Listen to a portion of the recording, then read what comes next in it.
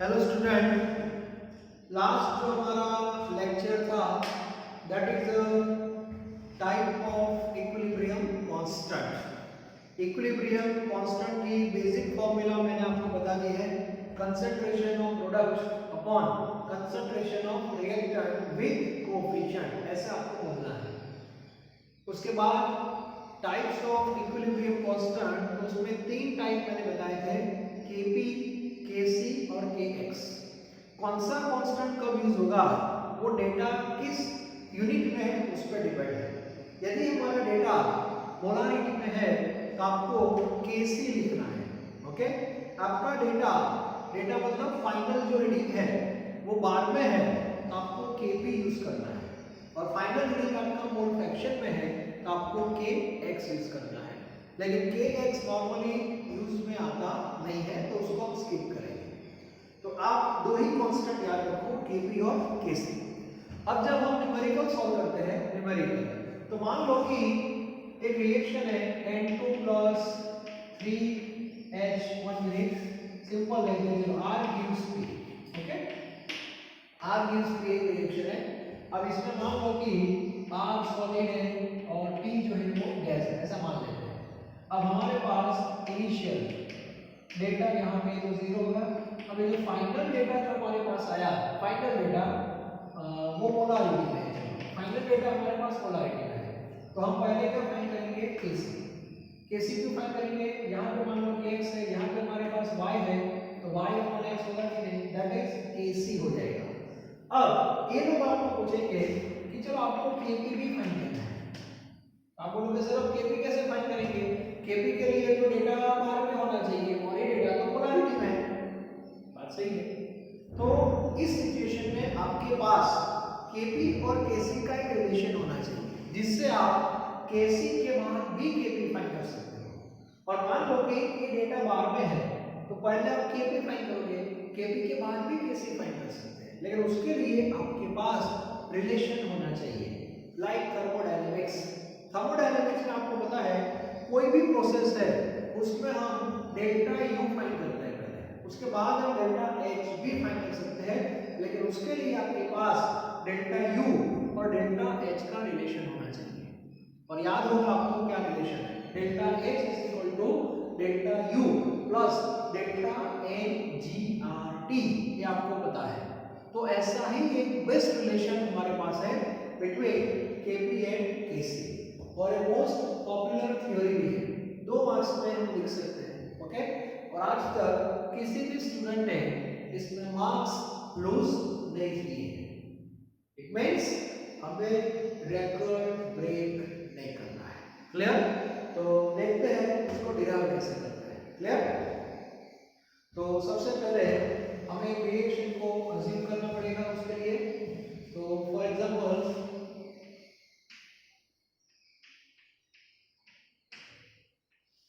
और नोट्स में आपको बस यही सब लिखना है, जो मेरा बोर्ड वर्क है वही आपकी नोट्स होगी। ठीक है, तो ज्यादा टेंशन लेने की जरूरत नहीं है, सारे फॉर्मूला सारे कॉन्सेप्ट यहाँ पे मैं रख दूंगा, और वही आपको लर्न करना है मेनली स्कूल की एग्जाम में और जेडब्ल्यू निक में भी। क्लियर? स्कूल की एग्जाम में भी मैं यहाँ जो लिखा था वही लिखना है, टेंशन मत लेना। Okay, suppose we have a reaction A plus B gives C plus D with coefficient small a, small b, small c और small d। क्लियर? अभी इनका स्टेट क्या है वो हमें पता नहीं है। Now for example we have to assume all data in terms of polarity. Suppose data in terms of polarity, so we have to mention Kc। तो Kc की फॉर्मूला क्या होगी, that is in terms of concentration, और concentration में symbol हम use करेंगे square bracket, that is C। It means concentration of C to the power C। ये जो लिखा हुआ कोएफिशिएंट है यहां पे जो, ठीक है। Second, concentration of D to the power D upon concentration of A to the power A and concentration of B to the power B। तो ये फॉर्मूला हो गई आपकी केसी। ठीक है। Second example, suppose data given in terms of bar, ऐसा assume कर देते हैं. Okay, so in that case we have to mention Kp. So in case of Kp we have to mention pressure instead of concentration. So here pressure of C, that is a partial pressure, मतलब C का खुद का pressure, C with coefficient Pd, partial pressure of D upon partial pressure of A and partial pressure of B. Okay, तो आपके पास एक AC की formula है और एक Kp की. अभी दोनों के बीच का आपको रिलेशन डेवलप करना है, तो आपके पास कंसंट्रेशन और प्रेशर का एक रिलेशन होना चाहिए. It means you must have one equation shows relation between pressure and concentration. Okay, for that we know ideal gas equation, ये सबको पता है. So we have ideal gas equation. Okay, ideal gas equation means Pv is equal to nRT. Pv is equal to nRT. Now therefore P is equal to n by V RT. Now consider this question. What is the meaning of n by V? N means number of moles and V means volume. It means mole upon volume. Now mole upon volume means what? Mole upon volume, mole upon volume. Yes, molarity. And molarity means concentration. So here we have to write P is equal to concentration means what? C. So P is equal to CRT. So this is the equation which shows relation between partial pressure and concentration. Now we have to apply this relation for all components A, B, C and D. Okay. So for A,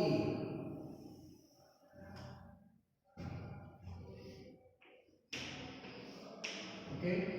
So for A what happened? For A, PA is equal to CART like this. For A, PA is equal to CART. For B, PB is equal to CDRT. PB is equal to CDRT. Then for C, PC is equal to CCRT. And for D, PD is equal to CDRT. आपके पास partial pressure की formula आ गई. Okay, now putting जो भी value आपको मिली, putting equation of Kp.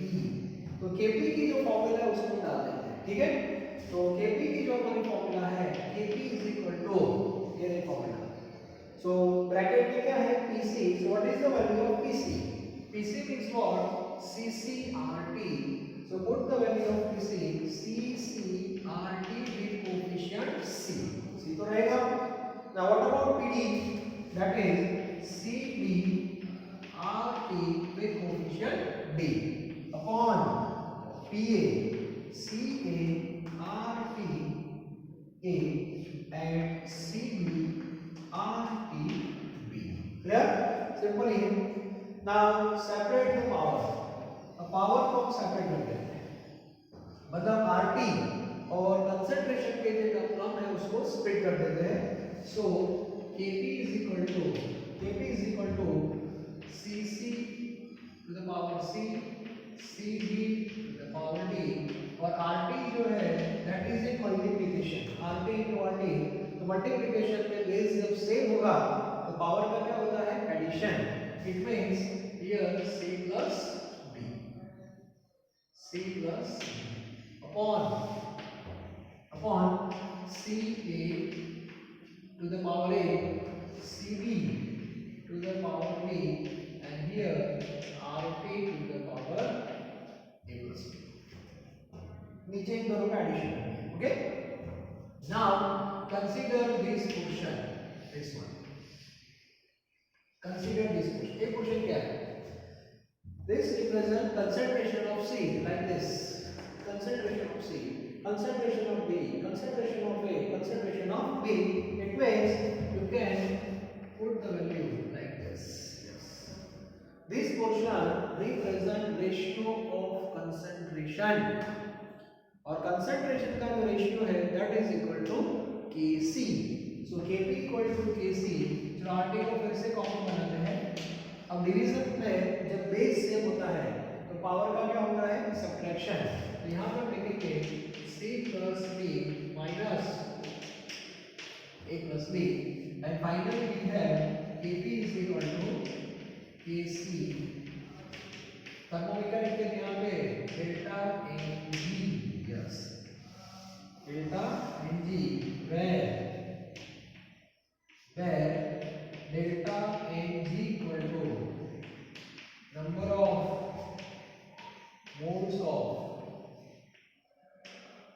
gaseous product, okay, minus number of moles of gaseous reaction. जैसे thermo में था कौन से कंपोनेंट को कंसीडर करना है only gaseous component. Okay, so delta Ng is equal to product minus reaction. Simple, but consider only gas.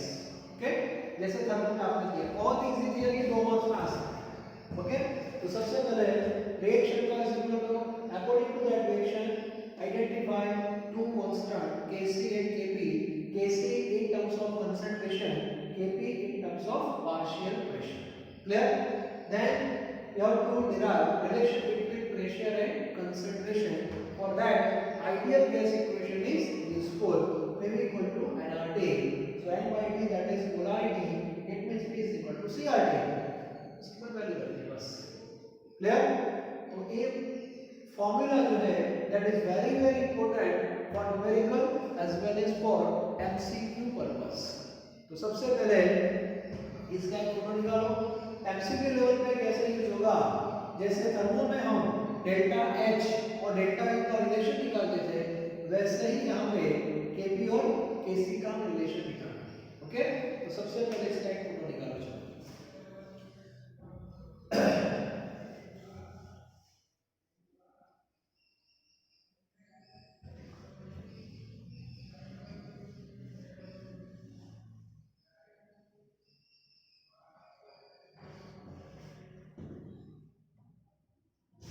अब delta Ng है दैट इज चेंज. ओके, अब चेंज के कितने ऑप्शन आते हैं वो भी आपको पता है. ओके, चेंज का जो पहला ऑप्शन होता है that is greater than 0 means positive. Okay, less than 0 less than means change becomes negative and 0 वो भी एक पॉसिबिलिटी है. ओके, अब आपके पास फार्मूला है Kp और Kc का रिलेशन है. Now see here if delta Ng 0, मान लो कि 0 आ गया आंसर उसका, तो RT का पावर 0 हो जाएगा. RT का पावर 0 मतलब 1. in that case value of Kp and value of Kc are equal. their numerical values are equal. Kp equal to Kc. if delta Ng positive मतलब यहाँ पे पावर पॉजिटिव आएगा तो Kc के साथ RT मल्टीप्लिकेशन में होगा. और R की वैल्यू क्या है, टेम्परेचर नॉर्मली केल्विन में होता है और ये सब आप चेक करोगे तो in that case normally Kp greater than Kc होगा.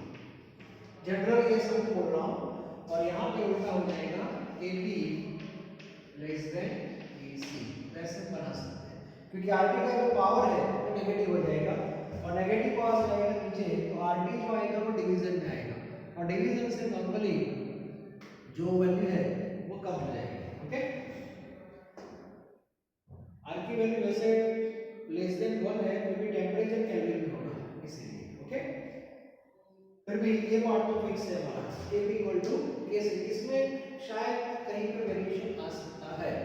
ओके, वो हम देखेंगे लेकिन थ्योरेटिकली हम ऐसा बना सकते हैं. ओके, और मान लो कि एक MCQ दे रहे हैं जैसे simple for H2 gas plus I2 gas gives 2HN gas. आपको रिक्वेस्ट दिया है. Okay, so which one is correct? So Kp greater than Kc, option B. Kp less than Kc, option C Kp is equal to Kc, option D none of this. तो इसमें हम क्या करेंगे, सबसे पहले डेल्टा Ng फाइंड करेंगे। Okay, number of moles of product Npg minus Nrg, product minus reactant, और consider only gaseous component.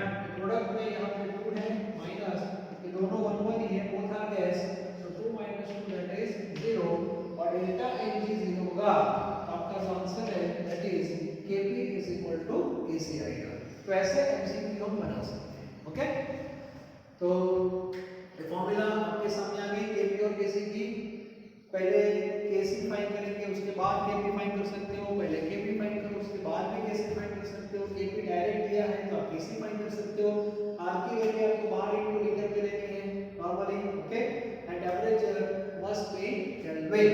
तो न्यूमेरिकल हम बाद में देखने वाले हैं, लेकिन पहले आपको इसका फार्मूला बता दीजिए। ओके, अब आज बात कर लेते हैं साथ में यूनिट की। आगे का जो मैंने लेक्चर दिया था उसमें इक्विलिब्रियम कांस्टेंट जब आप फाइंड करते हो, Kp फाइंड करो, Kc फाइंड करो, व्हाटएवर, तो उसका यूनिट आप क्या लोगे। ओके, तो उसके पहले तो स्लाइड को ले लेना। यूनिट के बारे में पिछले साल बहुत बहस हुई थी, और अभी नई जो हमारी टेक्स्ट बुक है उसमें उसका एक कंक्लूजन दे दिया है। ठीक है, हम जब पढ़ते थे, जब पुरानी जो बुक थी उसमें Kc हो या Kp उसका यूनिट रहता था वैल्यू के साथ, और वो यूनिट फिक्स नहीं था, वो अकॉर्डिंग टू केमिकल रिएक्शन वो यूनिट चेंज होता रहता था। अभी जो लेटेस्ट हमारे पास, आपके पास जो टेक्स्ट बुक है उसमें Kp हो या Kc हो, that is dimensionless, it means unitless quantity में रिप्रेजेंट किया है। तो ऐसा एक बॉक्स करके आपकी बुक में मेंशन किया है, वो आप देख लेना। उसमें क्या है देखो, मान लो कि एक एग्जांपल लेते हैं, पहले यूनिट टाइटल में लिख देना यूनिट ऑफ इक्विलिब्रियम कांस्टेंट का जो यूनिट है वो अभी यूनिटलेस, याद रखना। अब ऐसा क्यों हुआ, तो मान लो कि हमने एक रिएक्शन लिखा, अभी जो लेबर वाला था वही कह रहा हूं।